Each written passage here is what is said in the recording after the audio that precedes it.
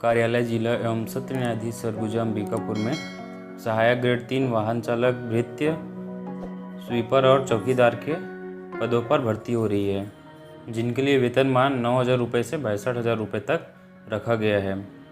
अगर आप भी इन पदों में आवेदन देना चाहते हैं तो वीडियो को पूरा जरूर देखें। हेलो दोस्तों, आप सभी का मेरे इस यूट्यूब चैनल आल सरकारी वैकेंसीज में स्वागत है। अगर आपने अभी तक हमारे इस यूट्यूब चैनल आल सरकारी वैकेंसीज को सब्सक्राइब नहीं किया हो तो इसे सब्सक्राइब ज़रूर करें, क्योंकि हम सभी सरकारी वैकेंसी के बारे में जानकारी देते हैं। साथ ही हमारे लेटेस्ट अपडेट पाने के लिए हमें सोशल मीडिया अकाउंट जैसे कि फेसबुक पेज, इंस्टाग्राम आईडी और हमारे टेलीग्राम चैनल को फॉलो भी ज़रूर करें, जिसका लिंक डिस्क्रिप्शन में दिया हुआ है।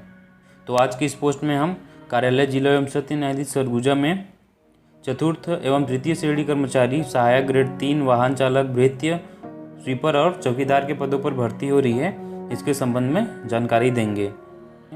अगर आप इस भर्ती के बारे में संपूर्ण जानकारी पाना चाहते हैं तो वीडियो को अंत तक जरूर देखें। तो चलिए सबसे पहले जानते हैं कि जिला एवं सत्र न्यायाधीश सरगुजा में कौन कौन से पदों पर भर्ती हो रही है। तो पहला है सहायक ग्रेड 3, जिसके कुल 11 पदों पर भर्ती हो रही है। दूसरा है वाहन चालक के 1 पदों पर भर्ती हो रही है। और तीसरा है भृत्य के कुल 1 पदों पर भर्ती हो रही है। चौथा है सहायक ग्रेड 3, जो कि संविदा पद पर है, कोर्ट मैनेजर के लिए, जिसके 1 पदों पर भर्ती हो रही है। और पांचवा है आकस्मिकता निधि से वेतन पाने वाले कर्मचारी, चौकीदार और स्वीपर के कुल 2 पदों पर भर्ती हो रही है। इस प्रकार से जिला न्यायालय अंबिकापुर में कुल 16 पदों की भर्ती हो रही है। चलिए जानते हैं कि सहायक ग्रेड 3 के लिए वेतनमान और शैक्षणिक योग्यता क्या रखी गई है। तो सहायक ग्रेड 3 साक्ष्य लेखक, प्रोसेस राइटर व अन्य के लिए वेतनमान मैट्रिक लेवल 4 पर रखा गया है, जो कि 19,500 रुपये से 62,000 रुपये तक रखा गया है। तथा इसके लिए शैक्षणिक योग्यता ST, SC, OBC के अभ्यर्थी को ग्रेजुएशन में 40% अंकों के साथ उत्तीर्ण होना चाहिए तथा अनारक्षित श्रेणी के अभ्यर्थियों को 45% अंकों के साथ ग्रेजुएशन में उत्तीर्ण होना चाहिए। साथ ही इसके कंप्यूटर में हिंदी टाइपिंग, मुद्र लेखन की गति 5,000 की डिप्रेशन प्रति घंटा की गति से कौशल परीक्षा ली जाएगी। तीसरा है किसी विश्वविद्यालय, राज्य सरकार या केंद्र सरकार द्वारा मान्यता प्राप्त किसी संस्था से diploma in computer application DCA प्रमाण पत्र होना चाहिए। वहीं भृत्य के लिए वेतनमान मैट्रिक लेवल 1 पर रखा गया है, जो कि 15,600 रुपये से 49,400 रुपये रखी गई है। और इसके लिए शैक्षणिक योग्यता किसी मान्यता प्राप्त बोर्ड अथवा संस्था से 5वीं कक्षा उत्तीर्ण होने चाहिए। साथ ही आवेदक का रोजगार कार्यालय में जीवित पंजीयन होना अनिवार्य है। वही वाहन चालक के लिए वेतनमान मैट्रिक लेवल 4 पर रखा गया है और इसके लिए वेतनमान 19,500 रुपये से 62,000 रुपये रखा गया है। साथ ही इसके लिए शैक्षणिक योग्यता किसी मान्यता प्राप्त बोर्ड अथवा संस्था से माध्यमिक शाला कक्षा 8वीं उत्तीर्ण करने का प्रमाण पत्र होनी चाहिए तथा हल्का मोटर यान का ड्राइविंग लाइसेंस होना अनिवार्य है। वहीं आकस्मिकता निधि से वेतन पाने वाले कर्मचारी, स्वीपर एवं चौकीदार पदों के लिए वेतनमान कलेक्टर सरगुजा द्वारा निर्धारित दर पर की जाएगी और इसके लिए शैक्षणिक योग्यता किसी मान्यता प्राप्त बोर्ड अथवा संस्था से 5वीं कक्षा उत्तीर्ण होनी चाहिए। साथ ही आवेदक का रोजगार कार्यालय में जीवित पंजीयन होना अनिवार्य है। और पांचवा है सहायक ग्रेड 3, जो कि संविदा पदों के लिए है। इसके लिए एक मुश्त वेतन 9,000 रुपये रखा गया है, जो कि मासिक रहेगा। वहीं इसके लिए शैक्षणिक योग्यता किसी मान्यता प्राप्त विश्वविद्यालय से अनारक्षित वर्ग के श्रेणी को 45% तथा अनारक्षित वर्ग के श्रेणी को 40% अंकों के साथ ग्रेजुएशन होनी चाहिए। और इन अभ्यर्थियों को कंप्यूटर, हिंदी टाइपिंग, मुद्र लेखन की गति 5,000 डिप्रेशन की के साथ प्रति घंटे से कौशल परीक्षा भी ली जाएगी। और तीसरा है कि इस पद के लिए किसी विश्वविद्यालय या राज्य सरकार या केंद्र सरकार द्वारा मान्यता प्राप्त संस्था से diploma in computer application DCA का प्रमाण पत्र भी होनी चाहिए।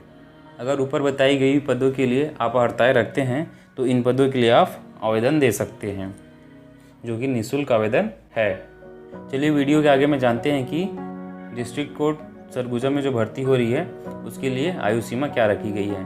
तो सभी अभ्यर्थी का आयु 1 सितंबर 2022 को 18 वर्ष से 35 वर्ष के बीच में होनी चाहिए। साथ ही छत्तीसगढ़ की स्थानीय निवासी अनुसूचित जाति, अनुसूचित जनजाति और पिछड़ा वर्ग के अभ्यर्थी को उनके कोटे के अनुसार आयु में छूट भी दी जाएगी। अब चलिए जानते हैं कि इन पदों के लिए आवेदन आप किस प्रकार से कर सकते हैं। डिस्ट्रिक्ट कोर्ट सरगुजा अंबिकापुर में जो भर्ती हो रही है उसके लिए आपको ऑफलाइन आवेदन देना पड़ेगा, जो कि 31 अक्टूबर 2022 शाम 5 बजे तक स्पीड पोस्ट या रजिस्टर्ड डाक के माध्यम से भेज सकते हैं।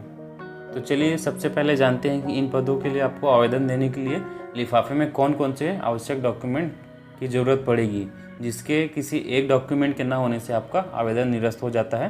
तो वीडियो को पूरा ज़रूर देखें। साथ ही अभी छत्तीसगढ़ के कई जिलों में भर्ती हो रही है, जिसका वीडियो का लिंक मैं आई बटन में दे दूंगा, तो आप लोग वहाँ से ज़रूर देखें। तो चलिए जानते हैं कि कार्यालय जिला एवं सत्य न्यायाधीश सरगुजा अंबिकापुर में जो भर्ती हो रही है उसके लिए किन किन डॉक्यूमेंट की ज़रूरत पड़ेगी। तो पहला, सभी आवश्यक शैक्षणिक प्रमाण पत्र की स्वप्रमाणित छाया प्रति। दूसरा, जन्म प्रमाण पत्र की स्वप्रमाणित छाया प्रति। अगर आपका जन्म प्रमाण पत्र नहीं है तो 5वीं, 8वीं और 10वीं की मार्कशीट से आपका काम चल जाएगा। चौथा है निवास प्रमाण पत्र की स्वप्रमाणित छाया प्रति। 5वां, रोजगार कार्यालय का जीवित पंजीयन प्रमाण की स्वप्रमाणित छाया प्रति। 6वां है पहचान पत्र के लिए Aadhaar card, voter ID, driving licence की स्वप्रमाणित छाया प्रति। 7वां है शासकीय अथवा अशासकीय कार्यालय में कार्यरत अभ्यर्थियों को NOC की स्वप्रमाणित छाया प्रति लगेगी। 8वां है दिव्यांगता प्रमाण पत्र की स्वप्रमाणित छाया प्रति। और 9वां है आवेदन पत्र। आवेदन पत्र का लिंक मैं डिस्क्रिप्शन में दे दूंगा, आप वहां से इसे डाउनलोड कर लीजिएगा। इन सारे डॉक्यूमेंट को एक लिफाफे में भरना है और उस लिफाफे पर आप जिस पद के लिए आवेदन दे रहे हैं उसका स्पष्ट रूप से नाम लिखना है, जैसे कि चौकीदार के पद के लिए आवेदन पत्र, और आप जिस वर्ग में आते हैं उसका नाम भी उसमें लिखना है। उसके बाद इस लिफाफे को इस पते पर भेजना है। पता है कार्यालय जिला एवं सत्य न्यायाधीश अंबिकापुर, जिला सरगुजा, छत्तीसगढ़, पिन कोड 497001। और सभी अभ्यर्थी यह भली भांति जान ले कि आपका लिफाफा 31 अक्टूबर 2022 शाम 5 बजे से पहले कार्यालय में पहुंच जाना चाहिए, क्योंकि इसके पश्चात प्राप्त आवेदन पर कोई भी विचार नहीं किया जाएगा।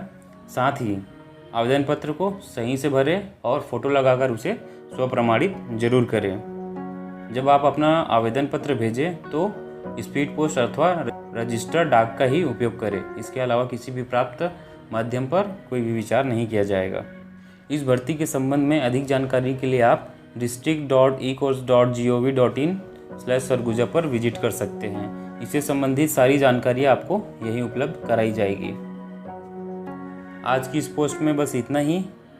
अगर आपको इस भर्ती में किसी भी प्रकार की आवेदन देने में समस्या आती है तो आप हमें कमेंट कर जरूर पूछ सकते हैं, हम आपको तुरंत इसके बारे में जानकारी देंगे। और अगर आपने अभी तक हमारी इस YouTube चैनल को सब्सक्राइब नहीं किया हो तो इसे तुरंत सब्सक्राइब करें। साथ ही हमारे सोशल मीडिया अकाउंट जैसे कि इंस्टाग्राम, फेसबुक पेज और हमारे टेलीग्राम चैनल को भी फॉलो करना ना भूलें, ताकि आपको हमारे लेटेस्ट अपडेट मिलती रहे। चलिए अब मिलते हैं नेक्स्ट वीडियो में, तब तक के लिए टाटा।